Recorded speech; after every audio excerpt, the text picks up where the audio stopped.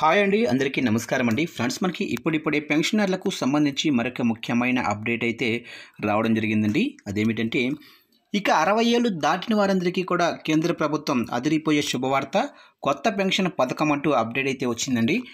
ఇందుకు సంబంధించిన పూర్తి వివరాలైతే మన వీడియోలో తెలుసుకుందామండి. వీడియో మాత్రం ఎక్కడా స్కిప్ చేయకుండా చూడండి ఫ్రెండ్స్.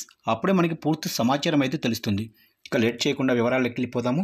ఇక దేశంలోనే పౌరులందరికీ కొత్త పెన్షన్ పథకాన్ని తీసుకురావాలని కేంద్ర ప్రభుత్వం పరిశీలిస్తుంది. ఇక దీనిని యూనివర్సల్ పెన్షన్ స్కీము అని పిలుస్తారు. వృద్ధాప్యంలో ఉన్న ప్రతి పౌరుడికి ఆర్థిక భద్రత కల్పించడమే దీని లక్ష్యం. కార్మిక మరియు ఉపాధి మంత్రిత్వ శాఖ ఈ పథకంపై పని ప్రారంభించిందని వర్గాలు తెలిపాయి. ఈ పథకం స్వచ్ఛందంగా మరియు సహకారంతో కూడుకున్నది. ఇది ఉపాధికి సంబంధించినది కాదు, కాబట్టి ఎవరైనా దీనికి విరాళంగా ఇచ్చి పెన్షన్ పొందవచ్చు. ఈ పథకాన్ని ఈపీఎఫ్ఓ పరిధిలోకి తీసుకురావాలని ప్రభుత్వం యోచిస్తుంది. కేంద్రం ప్రస్తుతం దీనిపై పనిచేస్తుంది. ఈ కొత్త పథకంలో కొన్ని పాత పథకాలు కూడా చేర్చబడతాయని వర్గాలు తెలిపాయి. దీని కారణంగా ఈ పథకాలు ఎక్కువ మందిని ఆకర్షిస్తాయి. అలాగే అన్ని తరగతుల ప్రజలు దీని నుండి ప్రయోజనం పొందుతారు.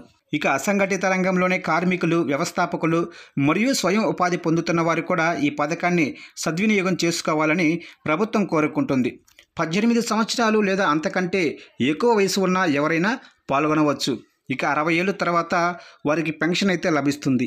ఇక ఈ సందర్భంలో కేంద్ర ప్రభుత్వం అన్ని పౌరులకు ఒకే విధమైన పెన్షన్ పథకాన్ని తీసుకురావాలని భావిస్తుంది. ప్రస్తుత పొదుపు మరియు పెన్షన్ పథకాలను హేతుబద్ధీకరించడం ద్వారా ఈ కొత్త పథకాన్ని ప్రారంభించే అవకాశం అయితే ఉంది. ఈ పథకంలో ఉద్యోగులు మాత్రమే కాకుండా నిరుద్యోగులు కూడా ఉండేలా చర్యలు తీసుకుంటున్నారు. ఈ పథకానికి సంబంధించిన విధానాలపై పని ప్రారంభించబడింది మరియు త్వరలో ప్రజా సంప్రదింపులు జరుగుతాయని ఒక అధికారి వెల్లడించారు. ఇక ప్రధానమంత్రి శ్రమయోగి మన్ధన్ యోజన, వ్యాపారులు మరియు స్వయం ఉపాధి పొందుతున్న వారి కోసం జాతీయ పెన్షన్ పథకములను ఈ కొత్త పథకంలో విలీనం చేయవచ్చు. ఇక ఈ రెండు పథకాలు స్వచ్ఛందంగా ఉంటాయి. 60 ఏళ్ల తర్వాత వారికి ప్రతి నెల 3000 పెన్షన్ లభిస్తుంది.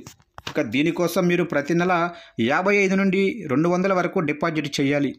ఈ మొత్తం మీ వయసుపై ఆధారపడి ఉంటుందని గమనించాలి. మీరు డిపాజిట్ చేసినంత మొత్తాన్ని ప్రభుత్వం కూడా జమ చేస్తుంది.